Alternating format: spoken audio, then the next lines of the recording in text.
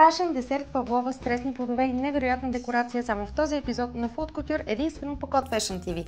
Първата и горе-долу единствена стъпка на тази рецепта е да изсипя едни продукти, да натисна едно копче на миксера и това е цялата работа, но гледайте епизода до края, защото адски си заслужава. 4 белтъка, просто ги изливам в купата на миксера. Ванилия, шат.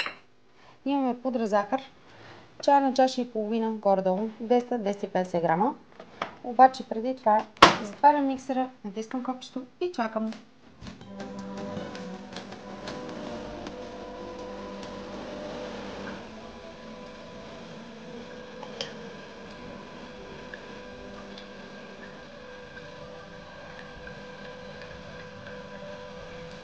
Белтъците вече са доста побелели.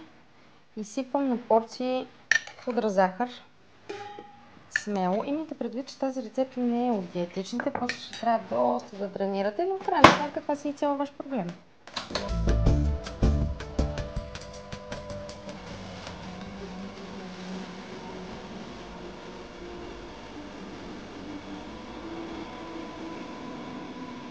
Няколко капки лимонов сок. Забождам вилицата, завъртам леко. Внимавам да не падне някоя семчица все пак. Включвам отново.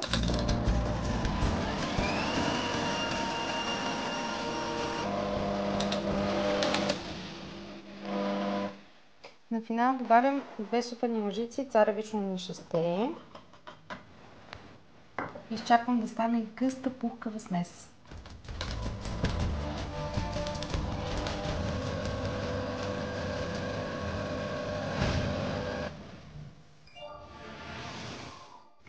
Сместа е готова. Как разбирам, че тя е готова? Когато повдигна приставката за разбиване, нищо не капе. Остава си, стои си. Това по желание се облизва. Чудо! Така. Този десерт е много подобен на целувки, обаче всъщност истината е, че е доста по-готин. Води се торта, ама каква торта? Никаква торта. Сега ще ви покажа как по готин начин да презентирате тази рецепта. Взимам си една лъжица. Желателно е да е напълно суха, защото ако е мокра е проблем. Слагам хартия за печене, харесвам си една готина тавичка. Еха, красота. И слагам. Не го правя на торта, а го правя на отделни порции, защото все пак ще имам гости и искам да ги впечатлявам. Разпределям и се старая да е някак по-разхвърляно и то да е разхвърляно по-скоро в краищата си, защото в центъра аз имам план за този център на десерта и трябва да е много секси, защото ще имаме пълнеж с заквасена сметана, пресни плодове. И ако решите да правите тази рецепта в друг сезон, може да си го направите и през зимата, може да си го направите когато си искате. Ако имате замразени плодове или сладко, или шоколад, или с каквото искате да си нарушите диетата, може да участва в декорацията. Декорацията на един десерт е 90% от самия десерт, ако трябва да бъда честна, защото там, където има захар, има щастие и не са нужни безкрайно много усилия, освен в декорацията. Имайте предвид, че павловата се, както и целувките, не се пече, по-скоро се суши на ниска температура. По принцип, по учебник пише, че се суши 2 часа на 150 градуса, ама ако трябва да съм напълно искрена, това са пълни глупости, защото на моята фурна, ако сложа целувките на 150 градуса, ще вземат и ще изгорят.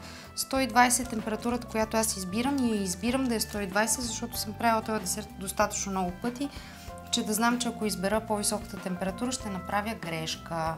Ето го движението с лъжицата. Виждам, че тази купчинка е по-малка, затова добавям още към нея, още мъничко. И както виждате, в една тава събирам 6, а имам за поне още 6.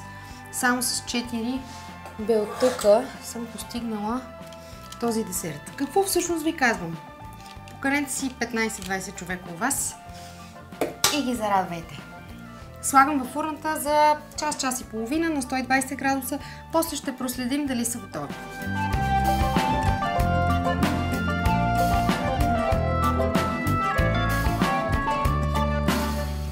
Как разбираме, че павловата е готова? По принцип, както и целувките, когато са напълно готови, трябва с лекота да се отлепват от хартията за печене, без да остават следи. Умишлено не съм изчакала достатъчно, защото много обичам, когато този десерт е доста лепкав отвътре. Просто сервирам и декорирам, което е най-готината част от направата на този десерт. Целта ми тук, това не е по правилата. Това са моите собствени правила в моята собствена кухня. Десерта само хваща коричка отгоре и това е абсолютно всичко. Подреждам колкото се може повече. Ето така, за да си запълня цялата чиния. Ето, слагам това тук. И последното слагам тук. Пари. Хоп. Така, декорация. Тъй като това е много сладък десерт, искам нещо да ми даде малко повече свежест. Избрала съм доста качествена заквасена сметана, която е гъста, плътна, а не е като кисело мляко. Не използвайте цедено кисело мляко за тази рецепта, много ви моля. Само заквасена сметана. И се чупи. Жестоко. Много съм доволна. Партито ще е жестоко тази вечер, когато дойдат гости да ядат това съвършенство. Не слагам много заквасената сметана. Горе-долу една лъжичка. Ми е напълно достатъчно. Вече преглъщам. Вече ми се яде. Всяко натискане с лъжицата дава едно пропукване. Така се пропуква и сърцето на човека, на когото ще сервирате, да знаете. Просто всичките бариери ще отидат на кино, когато сервирате този божествен десерт. Така, с тази част приключихме. Искаме разнообразие. Как постигаме разнообразието? Пресни смокини, каквото имате, каквото може да намерите на пазара.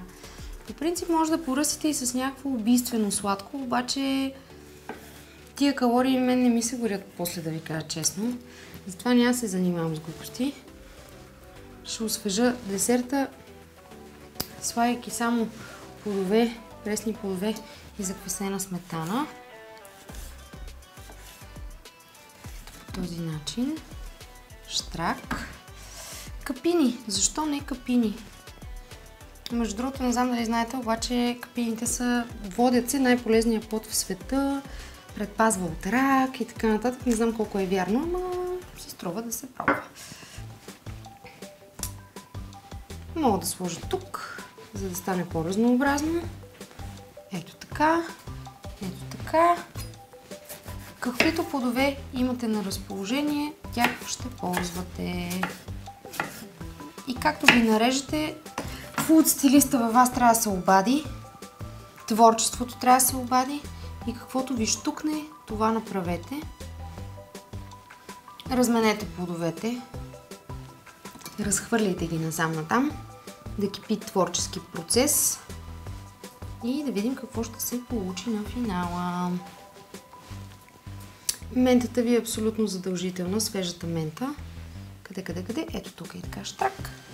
Свежата мента ви е абсолютно задължителна за тази рецепта, защото тя отваря цялата визия на този жесток десерт. Ако имате шоколадов топинг, може да сложите.